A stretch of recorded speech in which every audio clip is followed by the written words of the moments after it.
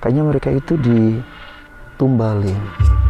Yang aku menyebabkan kayaknya mereka akan tidak suka ketika ada keributan, keramaian di sini. Karena mereka butuh tempat seperti ini.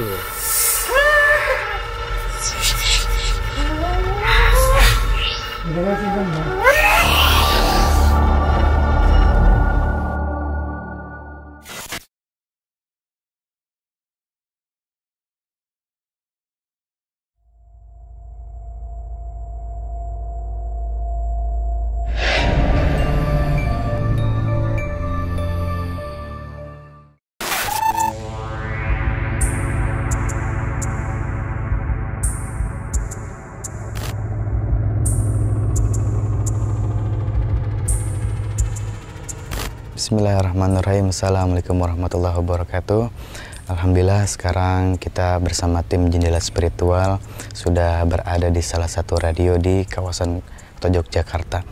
Alhamdulillah kita berada di tempat ini memenuhi requestan dari teman-teman radio untuk membantu menetralisirkan keadaan di tempat ini yang bagaimana kita dengar dari teman-teman radio kita banyak mengalami gangguan-gangguan atau penampakan-penampakan serta interaksi dari alam yang berbeda.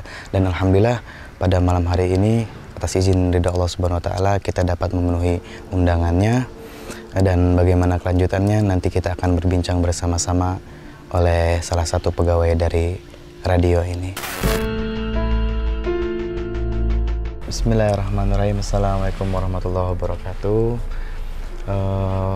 Alhamdulillah sekarang saya sudah masih berada di daerah Kota Yogyakarta. Tepatnya sekarang saya tidak sendiri, ditemani dengan sahabat saya. Dengan siapa, Mas? Anang. Dengan Mas Anang. Yes. Nah, kebetulan Mas Anang bekerja di sini ya, Mas ya? Yes, aku bekerja di sini. Berarti hampir 6 tahun. 6 tahun. Luar biasa, lama Yes. banget. Gini Mas, aku pengen nanya-nanya nih. Pasti kan selama 6 tahun itu, apalagi udah tahu banget dah lokasi-lokasi di sini ya. Bagaimana rasa-rasanya, cerita-ceritanya, ada nggak, bisa nggak sesuatu yang pengalaman yang unik gitu yang bisa ceritain nama kita di tempat ini? Kalau yang selalu ada sebenarnya adalah mbak-mbak itu. Tapi baik kok dia. Kalau menurut aku sih baik. Karena dia ini tipikal orang yang, kalau aku sih dia selalu berinteraksi dengan kita. Dengan orang baru pun juga selalu berinteraksi. Mohon maaf aku mungkin membicarakan dia itu keingintahuannya tinggi soalnya. Gitu. Itu satu. Kemudian yang kedua, yang ada di lantai atas itu bau banget ya. Kalau aku berpikir karena memang dia itu cukup lama di sana dan dia selalu di atas posisinya, dan itu yang mungkin menyebabkan akhirnya banyak orang tidak terlalu nyaman di ruangan pojok sebelah selatan.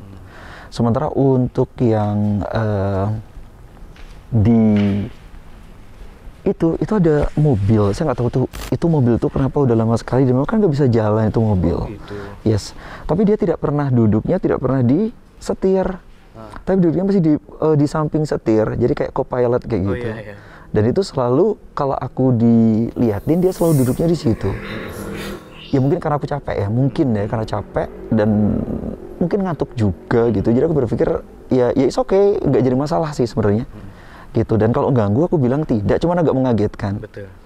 Kemudian yang mungkin paling nampak banget, kita tuh ada tempat kursi yang untuk biasa ngerokok itu loh. Di belakang sini diganggu, diketok nih, tok gitu dia. Sampai ngetok. Iya, sampai ngetok gitu. Jadi ini mungkin kalau menurut aku ya ada ya silakan, tapi mungkin ada beberapa orang yang mungkin merasa kaget dan terganggu juga. Betul. Dan satu lagi yang ada di tempat kita ini tempat yang sangat tidak menjadi favorit aku. Gitu. Kenapa bisa gitu, Mas?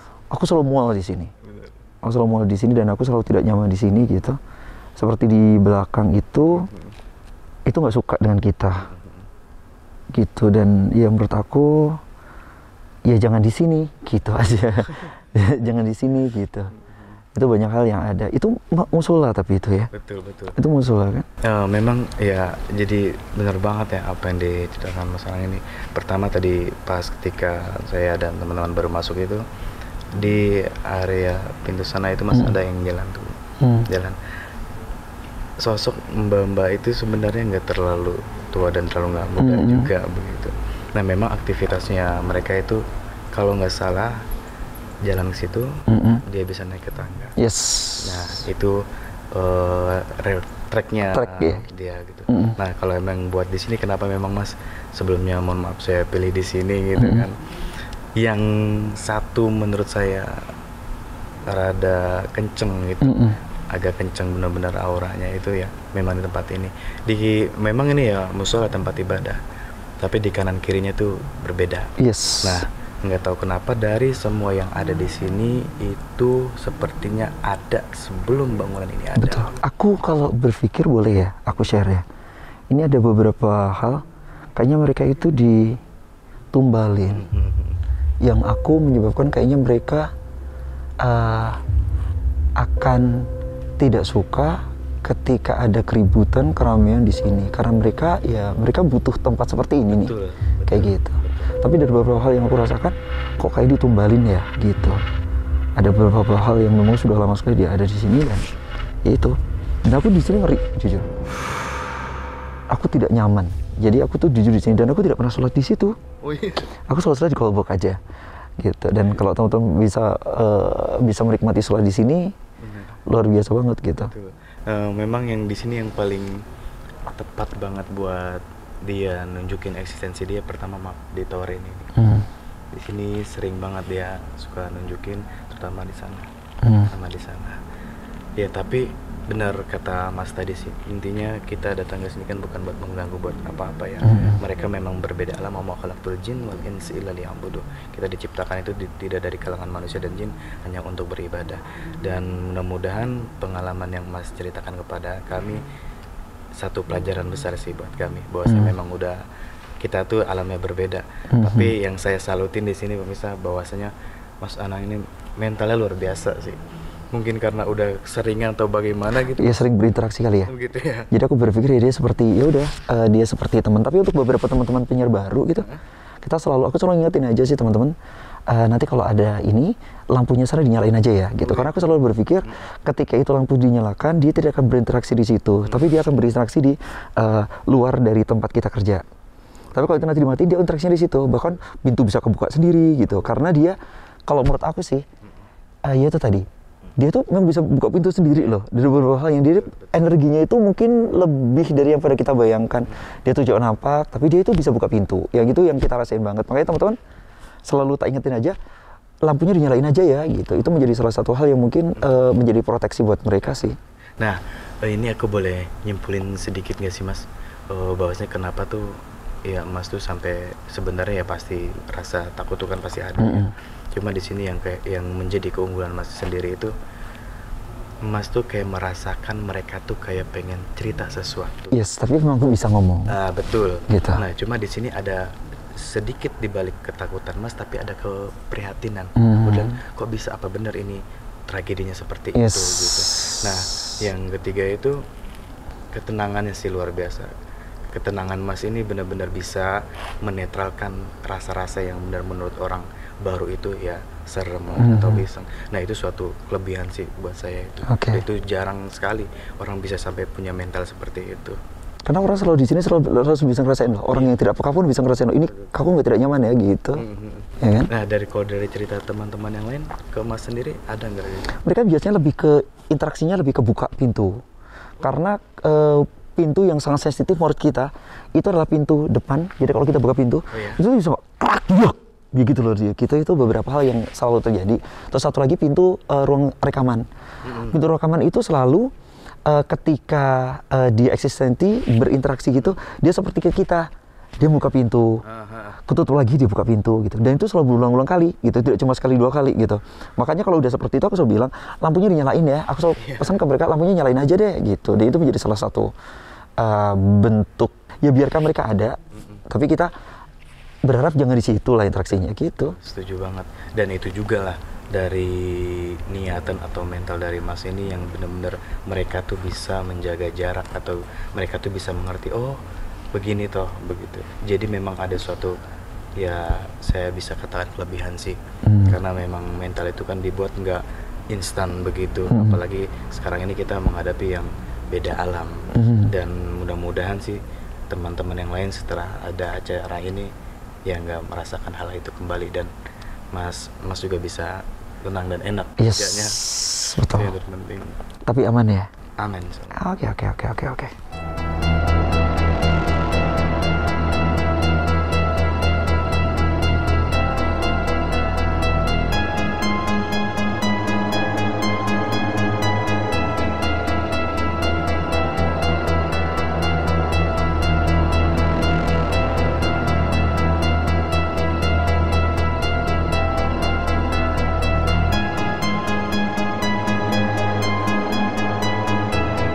Bismillahirrahmanirrahim. Alhamdulillah sekarang ditemani oleh teman-teman saya, yaitu seperti biasa ada Mas Budi. Di sini mereka insya Allah akan bisa merasakan sebesar apa rasa-rasa yang ada di tempat ini dan bagaimana energi-energi yang berbenturan ke dalam badan saudara-saudara kita.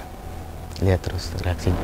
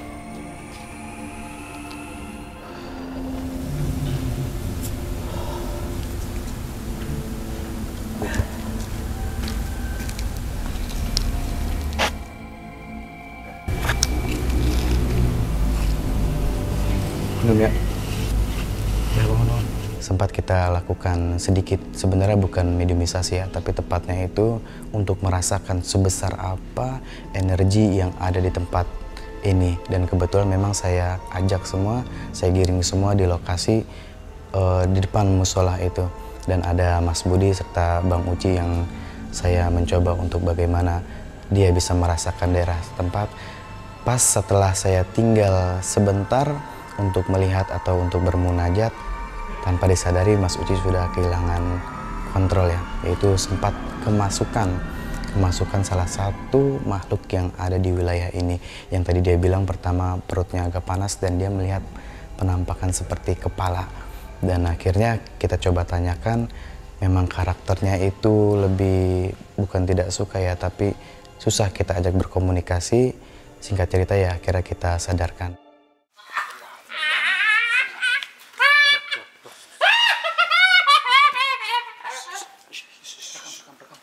Rekam.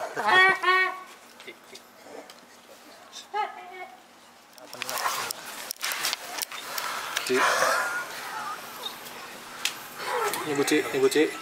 Ini siapa nih? Ini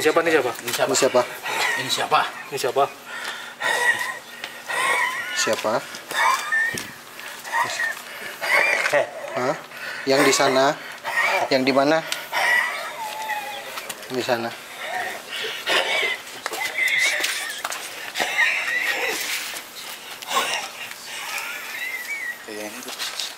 Nggak apa-apa tanya.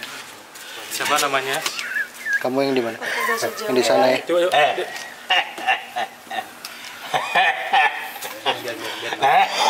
Lepas.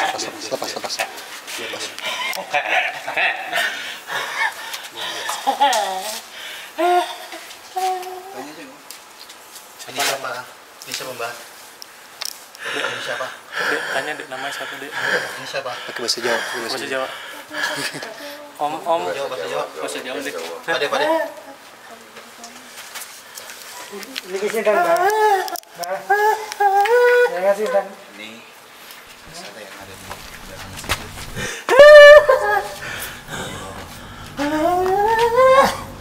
Yang ngasih dan Mbak. Udah ya, kasihan ya. Sana ada.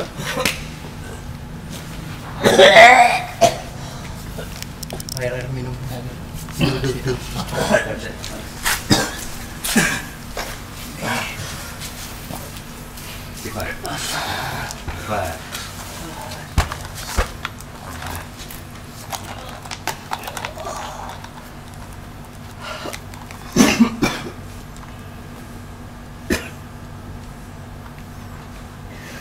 Lo kan mulut tuh bau biar cepet.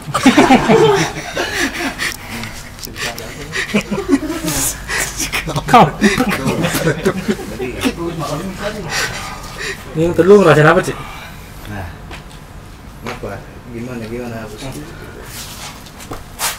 Awalnya mau ngeliat sono mulu no. Iya, terus Penasaran banget kayak ada kaki gelantung aja. Udah begitu ada kayak kepala nongol. Diliatin. Udah takut kata saya gitu. Bayangan saya doang ya, saya nyalain rokok. Duduk di sini malah kok badan berat kata saya. Berat. Tiduran di sini perut sakit batu langsung. Dari situ nggak.